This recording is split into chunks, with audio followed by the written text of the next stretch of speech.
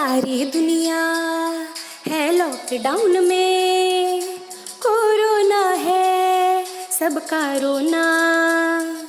डरने वाली बात नहीं है, सावधानी हमको रखनी है। 1 मीटर की दूरी से ही बात है हम सबको करनी है। बच्चों आओ पढ़ो सभी, कोरोना से डरो नहीं।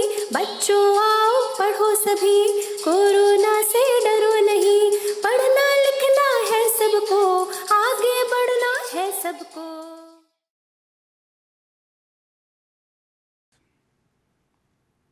हेलो बच्चों, कैसे हैं आप सब लोग। आशा करता हूं कि आप सब लोग अच्छे होंगे। मैं K L. Sharma, government Husainabad inter college Lucknow, आपके सामने केमिस्ट्री का एक बहुत ही इंटरेस्टिंग चैप्टर लेके आ रहा हूं, जो कि हमारे दैनिक जीवन से बहुत ही अधिक रिलेटेड है। बच्चों, अगर मैं आपसे कहूं कि आपको जीवित रहने के लिए सबसे महत्वपूर्ण किस चीज़ की ज़रूरत पड़ेगी, तो आप क्या कहेंगे। मुझे लगता है कि सभी बच्चे सोच रहे होंगे कि हमें जीवित रहने के लिए सबसे जो मेन चीज़ है वो है ऑक्सीजन। मतलब कि हमें ऑक्सीजन की ज़रूरत पड़ेगी। ठीक है, ऑक्सीजन की ज़रूरत पड़ेगी। उसके अलावा दूसरी चीज़, अगर हम दूसरी जो मेन चीज़ की बात करें, तो जीवित रहने के लिए दूसरी जो चीज़ है, सभी लोग सोच रहे होंगे, बिल्कुल सही सोच रहे हैं, हमें भोजन की आवश्यकता होगी। मतलब अगर हमें भोजन ना मिले, अगर हम भोजन ग्रहण ना कर पाएँ, तो इट मीन्स कि हम अधिक दिनों तक जीवित रह नहीं सकते हैं। तो इट मीन्स सबसे अधिक जो ज़रूरत चीज़ है वो है भोजन। बच्चों, सुबह से अगर हम शाम तक बात करें कि हम अपने भोजन में किन किन चीज़ों को लेते हैं, कौन कौन सी चीज़ें हम अपने भोजन में सम्मिलित करते हैं, तो आप क्या कहेंगे। बहुत सारी चीज़ें हम लोग लेते हैं सुबह से शाम तक। दाल, रोटी, चावल, सब्जी, बहुत सारे फ्रूट्स भी लेते हैं। संतरा हो गया, केला हो गया, सेब हो गया, इस तरीके की और भी चीज़ें। ठीक है, दही भी लेते हैं हम अपने खाने में। तो इट मीन्स इन सारी चीज़ों को हम सुबह से शाम तक हम अपने भोजन के रूप में लेते हैं। अगर हम इन सारी चीज़ों को कैटेगराइज करने को आपसे कहें कि इनको अलग अलग रूपों में बांटिए, मतलब कि आपके द्वारा लिए गए जो भोजन हैं वो कौन कौन से खट्टे होते हैं, कौन कौन से कड़वे होते हैं और कौन कौन से मीठे होते हैं, तो आप क्या कहेंगे। कुछ खट्टे पदार्थों के आप नाम बताएं। जैसे खट्टे पदार्थों में आता है, फल की बात करें तो संतरा हो गया, नींबू हम अपने सलाद में उपयोग करते हैं, दही जो कि हम अपने खाने में उसको लेते हैं, और उसी तरीके से मीठे पदार्थ भी हैं। और कड़वे पदार्थ की अगर हम बात करें तो बहुत सारे कड़वे पदार्थ हैं, जैसे कि बेकिंग सोडा, जो कि हमारे रसोई घर में बहुत प्रयोग होता है, बेकिंग सोडा का प्रयोग करते हैं। ठीक है, और हम अपने दैनिक जीवन में अगर हम बात करें तो साबुन का भी प्रयोग करते हैं। ये भी कैसा होता है, कड़वा होता है। सिरका अम्लीय है ना, तो ये खट्टा होता है। तो इस तरीके से बहुत सारी हम चीज़ों का प्रयोग करते हैं। बच्चों, हमें ये बताइए कि अगर आपके घर में कोई व्यक्ति है, बहुत सारा गरिष्ठ भोजन उसने कर लिया, मसालेदार भोजन उसने खा लिया, तो उसके पेट में क्या होने लगेगी, एसिडिटी होने लगेगी। तो आप क्या कहेंगे उससे कि आप क्या लीजिए कि ये समस्या आपकी ख़त्म हो जाए, मतलब उसकी एसिडिटी की जो समस्या है वो समाप्त हो जाए। मैं आपको 3 ऑप्शन दे रहा हूँ, आप ये बताएं कि क्या आप उससे कहेंगे। पहला ऑप्शन क्या है। पहला ऑप्शन आपका ये है कि आप उनसे कहेंगे कि आप नींबू पानी लीजिए। दूसरा ऑप्शन ये है कि आप उनसे कहेंगे कि आप सिरका लीजिए। और तीसरा जो आपके पास ऑप्शन है वो ये है कि आप उनसे कहेंगे कि आप उनसे सोडा वाटर लेने को कहेंगे। तो आप क्या कहेंगे। निश्चित रूप से आप थोड़ा बहुत इस बारे में पीछे भी पिछले कक्षाओं में आप पढ़ चुके हैं, तो आप निश्चित रूप से आप उनसे यही कहेंगे कि आप सोडा पानी लीजिए, जिससे कि आपकी जो एसिडिटी की जो समस्या है वो समाप्त हो जाए। ठीक है ना बच्चों, बिल्कुल यही कहेंगे। Very good. नाउ अब हम आगे बढ़ते हैं।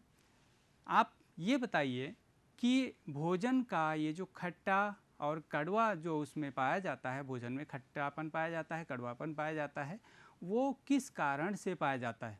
मतलब उसमें ऐसा क्या होता है कि भोजन खट्टा और कड़वा होता है। तो मैं बताता हूँ आपको बच्चों कि भोजन में खट्टा और जो कड़वापन होता है वो उसमें उपस्थित अम्ल और क्षार के कारण होता है। तो बच्चों, आज हम अम्ल, क्षार और एक और चीज़ लवण के विषय में अध्ययन करेंगे, जो कि आपका सेकंड चैप्टर है। ठीक है। नाउ देखिए, सबसे पहले हम बात करते हैं अम्ल की। तो बच्चों अम्ल क्या होता है, आप देख रहे हैं ये जो हमारा पहला जो फिगर दिया गया है, अम्ल अगर हम बात करें HCl, एक हमने HCl हाइड्रोक्लोरिक अम्ल लिया है। अम्ल वे यौगिक हैं, अगर हम इसको जल में घोलते हैं, यहाँ एक बीकर रखा हुआ है, इस बीकर में आप देख रहे हैं ये जल भरा हुआ है। जब किसी भी यौगिक को जल में घोला जाता है तो आप देख रहे हैं HCl क्या हो गया है, H+ और Cl- आयनों में विभक्त हो गया है। मतलब कि HCl को जब पानी में घोला जाता है, जल में घोला जाता है, तो H+ और Cl- आयनों में विभक्त हो गया, मतलब H+ उसने आयन दिए। तो अम्ल का मतलब होता है जो जल में घोलने पर H+ आयन दे, वे अम्ल कहलाते हैं। वे रासायनिक यौगिक जो जल में घोलने पर H+ या हाइड्रोजन आयन देते हैं, अम्ल कहलाते हैं। ठीक है बच्चों, तो पहली चीज़ हो गई अम्ल क्या होते हैं। अगर हम बात करें थोड़ा सा और आगे जाके, तो ये जो अम्ल होते हैं इनका जो स्वाद होता है वो कैसा होता है। अभी आपने बताया कि अम्लों का जो स्वाद है वो खट्टा होता है। फॉर एग्जाम्पल जैसे नींबू हो गया, संतरा हो गया, दही हो गया, ये सब हमारे क्या हुए, अम्ल एक तरीके से। दूसरी बात करें क्षार की, जो आपका दूसरा वो है क्षार, तो क्षार क्या होते हैं। जैसे हमने लिया है NaOH, सोडियम हाइड्रोक्साइड, जब हम इसको जल में घोलते हैं, आप यहाँ पे देखिए ये Na+ और OH-, मतलब कि क्षार क्या है, क्षार वे रासायनिक यौगिक हैं जो जल में घुलकर OH- आयन देते हैं। अम्ल क्या होते थे, जो जल में घुलकर H+ आयन देते हैं, और क्षार क्या होते हैं, जो जल में घुलकर OH- आयन देते हैं, वे क्षार कहलाते हैं। ठीक है। तीसरी चीज़, अच्छा क्षार के एग्जाम्पल्स जो कड़वे होते हैं, मतलब कि क्षार क्या हैं, क्षार का मतलब जो कड़वे पदार्थ हैं वो हमारे क्षार हैं। जैसे चूने का पानी, ठीक है, ये कैसा है, क्षार है। साबुन की अगर हम बात करें तो वे कैसा है, वो भी क्षार है। बेकिंग सोडा वो क्या है, उसका भी स्वाद कड़वा होता है, इसलिए वो भी क्या आएगा, क्या कहलाएगा, क्षार कहलाएगा। तीसरी जो चीज़ है वो है हमारा लवण। लवण जैसे NaCl, NaCl को तो सारे बच्चे जानते होंगे। हमारे घर में प्रयोग होने वाला जो सामान्य नमक है उसका फार्मूला क्या है, NaCl, sodium chloride. Sodium chloride वही सामान्य नमक जो हमारे घरों में यूज होता है वही है। जब हम इसको पानी में घोलते हैं तो आप यहाँ पे देखिए ये कैसे क्या हो जाता है, Na+ और Cl- आयनों में विभक्त हो जाता है। आप यहाँ देख रहे हैं बच्चों कि यहाँ पे ना तो H+ आयन ना OH- आयन, मतलब ना तो ये अम्ल है ना ये क्षार है, बल्कि अब हम इसको क्या कहेंगे, लवण कहेंगे। क्यों, क्योंकि ना तो ये खट्टा होता है और ना ही ये कड़वा होता है। ठीक है, तो ये हो गए अम्ल, क्षार और लवण। आगे बढ़ते हैं। अब हम देखते हैं कि अम्ल क्या होते हैं। सबसे थोड़ा सा और विस्तृत रूप में इसको देखेंगे कि अम्ल क्या होते हैं। तो पहली चीज़ जो हमने आपको बताया कि अम्ल एक रासायनिक यौगिक हैं जो जल में घुलकर, आप देखिए यहाँ पे क्या लिखा हुआ है, H+ आयन देते हैं। मतलब अम्ल जल में घुलकर H+ आयन देते हैं। दूसरी चीज़, अम्लों का जो pH मान होता है, हम इसको अभी और आगे भी पढ़ेंगे pH मान को विस्तृत रूप से, ये 7 से कम होता है। अम्लों का pH मान 7 से कम होता है। अगर हम अम्ल की बात करें तो अम्ल लैटिन भाषा के शब्द एसियर से लिया गया है, जिसका मतलब ही क्या होता है, खट्टा होता है। तो अम्ल चूंकि खट्टे होते हैं और वो लैटिन भाषा के किससे लिया गया है, एसियर से लिया गया है। अम्लों का स्वाद खट्टा, जैसे कि आपने बताया नींबू, दही, संतरा, ये सब अम्ल हैं। और एक और मेन बात, सबसे महत्वपूर्ण जो बात है अम्लों के बारे में, वो क्या है कि ये हमारे नीले लिटमस को लाल कर देते हैं। सबसे मेन चीज़ यहाँ पे देखिए, अम्ल नीले लिटमस को लाल कर देते हैं। तो ये हो गए हमारे अम्ल। नेक्स्ट, आप यहाँ पे चित्र में भी देख रहे हैं। नेक्स्ट है हमारा क्षार। क्षार क्या है, क्षार एक रासायनिक यौगिक हैं जो जल में घुलकर OH- आयन देते हैं। अम्ल H+ आयन देते थे और जो क्षार हैं वो OH- आयन देते हैं। दूसरी चीज़ जो क्षार की सबसे महत्वपूर्ण है, अम्लों का जो pH मान होता था वो 7 से कम होता था, लेकिन क्षार का जो pH मान है वो 7 से अधिक होता है। ठीक है। तीसरी चीज़, क्षारों में क्षारों का स्वाद कैसा होता है? अभी आपने बताया कि क्षारों का जो स्वाद है वो कड़वा होता है, जैसे साबुन हो गया, हैंड वॉश हो गया, और भी बहुत सारी चीज़ें अभी आपने बताई कि इन सब का जो स्वाद होता है अगर हम इसको चखें तो ये कैसा होगा? कड़वा होगा। और सबसे महत्वपूर्ण बात इसमें भी, क्षार जैसा अम्ल क्या करते थे? नीले लिटमस को लाल कर देते थे, लेकिन क्षार जस्ट अपोजिट करेंगे, क्या? ये लाल लिटमस को नीला कर देते हैं। ठीक है बच्चों, तो अम्ल आपने जाना, क्षार जाना। अब सबसे महत्वपूर्ण चीज़ तीसरी, ये है आपकी लवण। साधारण नमक, इसको हम लवण कह सकते हैं, है ना। तो साधारण आप लवण की बात करें, NaCl लवण है, इसको जल में घोलते हैं तो Na+ और Cl- आयनों में विभक्त हो जाता है। मतलब अम्ल और क्षार को जब हम मिलाते हैं तो हमें क्या प्राप्त होता है? लवण प्राप्त होता है।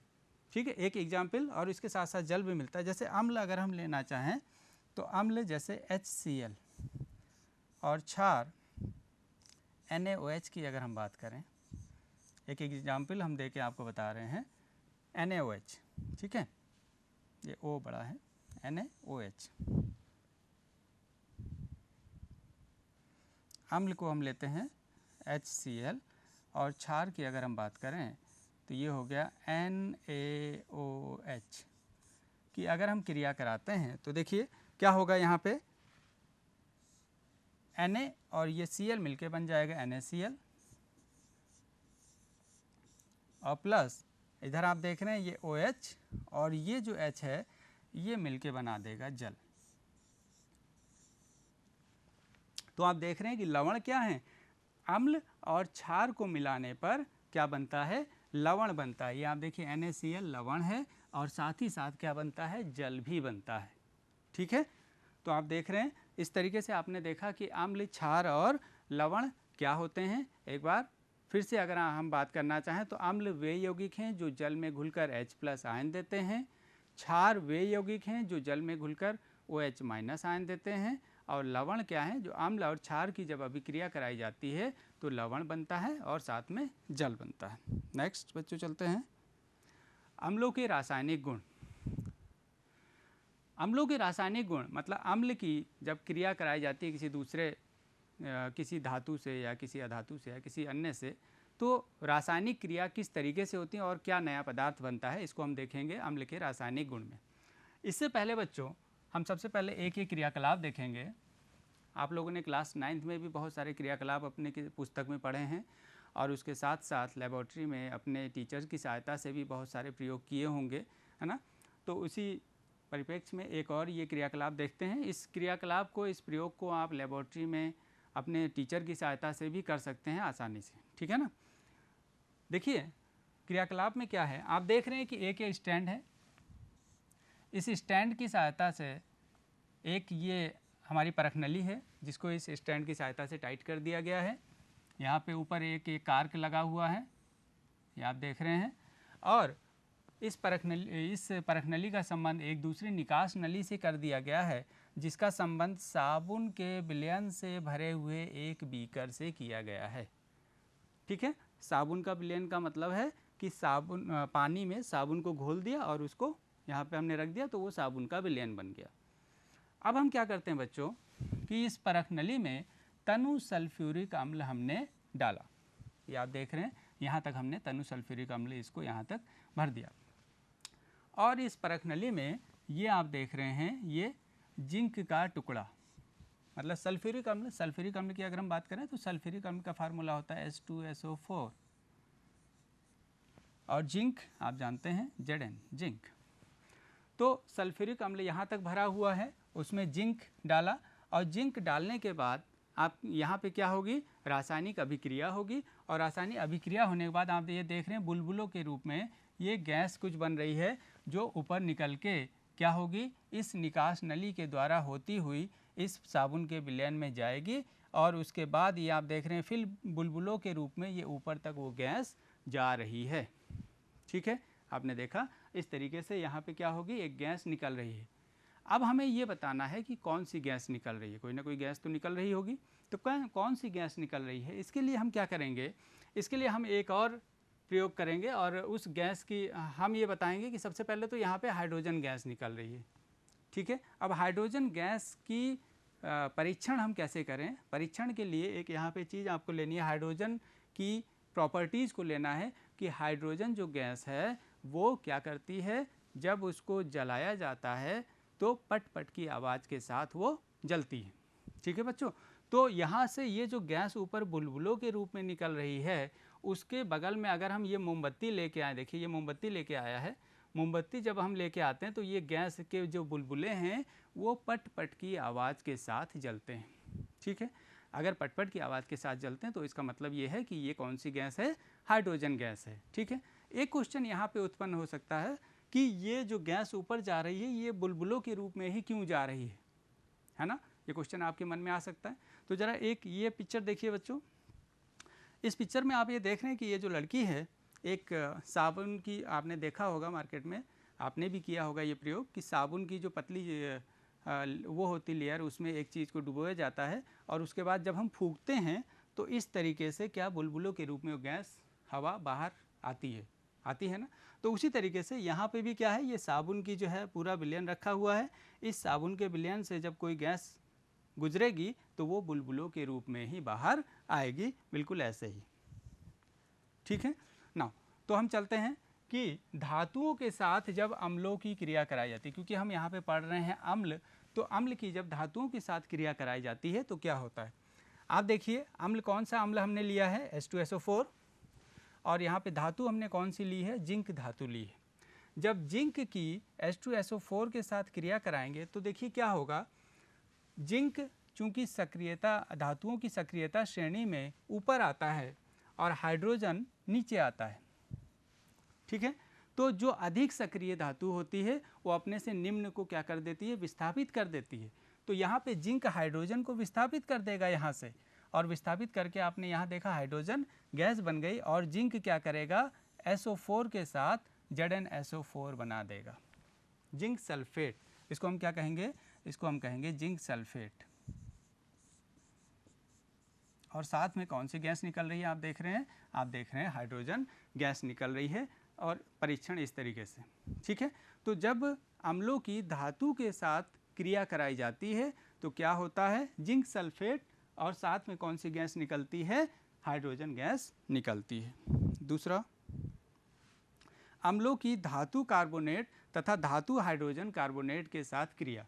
इस पर ये जो सेटअप हमने बना रखा है, इसमें आप देख रहे हैं कि तनुकृत हाइड्रोक्लोरिक अम्ल को यहाँ पे भरते हैं इस परख नली में यहाँ तक, और उसके बाद उसमें हम सोडियम कार्बोनेट के कुछ टुकड़े यहाँ पे डाल देते हैं। जब सोडियम कार्बोनेट के कुछ टुकड़े इसमें डाल देंगे तो आप देख रहे हैं कि क्या होगी? रिएक्शन होगी, क्रिया होगी, और उसके बाद जो गैस बनेगी वो इस निकास नली के थ्रू होते हुए यहाँ पे आएगी। और इस परख नली में हमने क्या किया है? इस परख नली में कैल्शियम हाइड्रोक्साइड का विलयन रखा हुआ है। जो ये गैस इसमें से जब हम गुजारेंगे तो ये जो कैल्शियम हाइड्रोक्साइड का विलयन है यहाँ पे, ये दूधिया हो जाएगा, ठीक है। तो दूधिया हो जाने का मतलब क्या हुआ कि यहाँ से ये जो गैस निकल रही थी वो कौन सी गैस है? Carbon dioxide gas. मतलब कहने का क्या हुआ कि जब अम्लों की धातु कार्बोनेट के साथ क्रिया कराई जाती है तो इट मीन्स, और धातु हाइड्रोजन कार्बोनेट के साथ क्रिया कराई जाएगी तो वहाँ पे कार्बन डाइऑक्साइड गैस, जल और साथ में लवण बनेगा। आप ये देख रहे हैं, कार्बन डाइऑक्साइड गैस, जल और साथ में NaCl, लवण बनेगा, ठीक है। तो देखिए यहाँ पे हमने सबसे पहले क्या लिया? सोडियम कार्बोनेट Na2CO3, और उसमें हमने कौन सा? HCl अम्ल मिलाया। तो आप देख रहे हैं क्या हो जाएगा यहाँ पे? NaCl, ये Na और Cl मिलके बनाएगा सोडियम क्लोराइड, लवण बनेगा, और साथ में जल बनेगा, और साथ में बनेगा आपकी कार्बन डाइऑक्साइड गैस। और इसका परीक्षण कैसे किया आपने? आपने देखा कि उस गैस को जब हम कैल्शियम हाइड्रोक्साइड के विलयन से गुजारते हैं तो कैल्शियम हाइड्रोक्साइड के विलयन क्या हो जाता है? दूधिया हो जाता है। इससे ये पता चलता है कि ये जो गैस है वो कार्बन डाइऑक्साइड गैस है। दूसरा, अगर हम, अभी तक तो हुई थी अम्लों की धातु कार्बोनेट के साथ क्रिया, अब धातु हाइड्रोजन कार्बोनेट के साथ क्रिया कराएंगे। तो धातु हाइड्रोजन कार्बोनेट में हम लेते हैं NaHCO3, सोडियम बाइकार्बोनेट, और उसकी हम क्रिया कराते हैं किसके साथ, HCl के साथ जब हम क्रिया कराते हैं तो आप यहाँ पे देखिए फिर से ये क्या बन जाता है, लवण बन जाता है, ये जल बन जाता है और साथ में यहाँ पे कार्बन डाइऑक्साइड गैस बन जाती है। तो इट मीन्स जब अम्लों की धातु का हाइड्रोजन कार्बोनेट के साथ और धातु कार्बोनेट के साथ क्रिया कराई जाएगी तो लवण, जल और कार्बन डाइऑक्साइड गैस बनेगी। तीसरी जो है वो है आपकी उदासीनीकरण अभिक्रिया। उदासीनीकरण अभिक्रिया में क्या होगा, अभी आपने अम्ल पढ़ा, ठीक है, अम्ल की जब क्षार के साथ क्रिया कराई जाएगी तो क्या होगा, लवण बनेगा और क्या बनेगा, जल बनेगा। तो इस प्रकार की जो अभिक्रिया है उसे हम लोग कौन सी अभिक्रिया कहते हैं, उदासीनीकरण अभिक्रिया कहते हैं। अर्थात अम्ल एवं क्षार की अभिक्रिया के फलस्वरूप लवण तथा जल प्राप्त होते हैं और इस प्रकार की अभिक्रिया को हम लोग कहते हैं उदासीनीकरण अभिक्रिया। नेक्स्ट, अम्लों की धात्विक ऑक्साइड के साथ क्रिया। अम्लों की धात्विक ऑक्साइड के साथ जब हम क्रिया कराते हैं तो भी क्या बनता है बच्चों, लवण बनता है और साथ में जल बनता है। तो देखिए अम्ल कौन सा अम्ल है, HCl लिया, और धात्विक ऑक्साइड का मतलब CuO। Cu क्या है, Cu आपका है कॉपर, O के साथ कॉपर ऑक्साइड हो गया। तो अम्ल की जब धात्विक ऑक्साइड के साथ क्रिया कराते हैं तो क्या बनता है, सॉल्ट बनता है, मतलब लवण बनता है और जल बनता है, ठीक है। उसी तरीके से यहाँ पे एक और दूसरा धात्विक ऑक्साइड लेते हैं, मैग्नीशियम ऑक्साइड। जब हम मैग्नीशियम ऑक्साइड की HCl के साथ क्रिया कराएंगे तो यहाँ पे क्या बनेगा, Mg और Cl के साथ मिलके बन जाएगा MgCl2 और उसके साथ ही बनेगा क्या आपका जल, मतलब ये देखिए वाटर बन गया, ठीक है। अब यहाँ पे सबसे महत्वपूर्ण जो बात याद रखनी है, जो ध्यान रखनी है, वो आप देख रहे हैं कि जब हम धात्विक ऑक्साइड की अम्ल के साथ क्रिया करा रहे हैं तो क्या बन रहा है, लवण बन रहा है। इसका मतलब ये है कि ये जो धात्विक ऑक्साइड है ये किसकी तरह कार्य कर रहा है, यहाँ पे क्षार की तरह कार्य करता है। क्यों, क्योंकि ये अम्ल के साथ मिलकर लवण बना रहा है और ये तभी संभव है जब अम्ल और क्षार की क्रिया आपस में हो, ठीक है। नाउ आगे चलते हैं। टाइप्स ऑफ द एसिड्स, अम्लों के प्रकार। अम्ल दो प्रकार के होते हैं, प्रबल अम्ल और दुर्बल अम्ल। प्रबल अम्ल का मतलब जब ये पानी में वियोजित होकर पूरी तरीके से H+ आयन देते हैं तो उन्हें प्रबल अम्ल कहते हैं। जैसे HCl है आपका, HCl क्या होता है, जब ये वियोजित होता है तो H+ और Cl- आयनों में विभक्त हो जाता है। तो इट मीन्स यहाँ पे क्या किया, इसने H+ आयन दिया। दूसरा है दुर्बल अम्ल। दुर्बल अम्ल क्या होते हैं, ये भी पानी में वियोजित होते हैं लेकिन पूरी तरीके से वियोजित नहीं हो पाते हैं। H+ आयन ये भी देते हैं लेकिन पूरी तरीके से वियोजित ना हो पाने के कारण इनको क्या कहा जाता है, दुर्बल अम्ल कहा जाता है। और इसको इस तरीके से दिखाया जाता है बच्चों,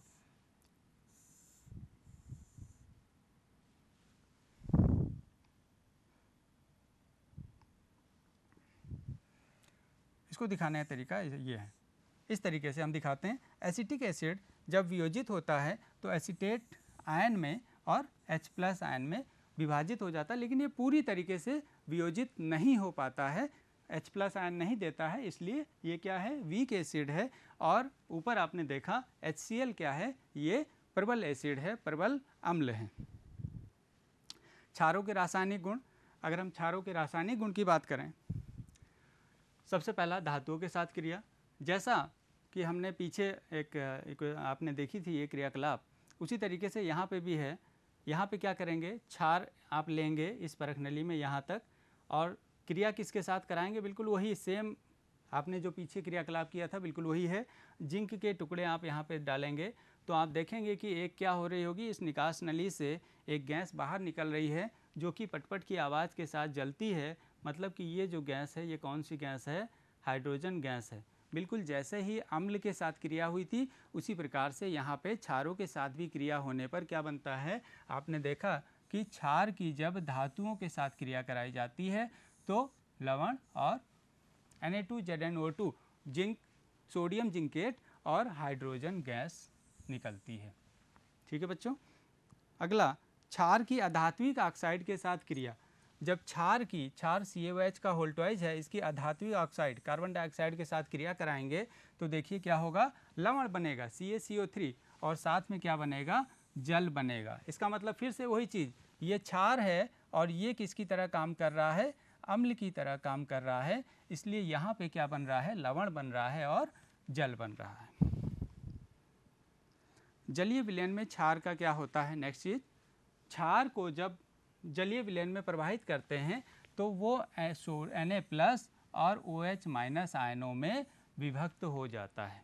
ठीक है, जब इसको जलीय विलयन से प्रवाहित करते हैं तो Na+ और OH- आयनों में विभक्त हो जाता है।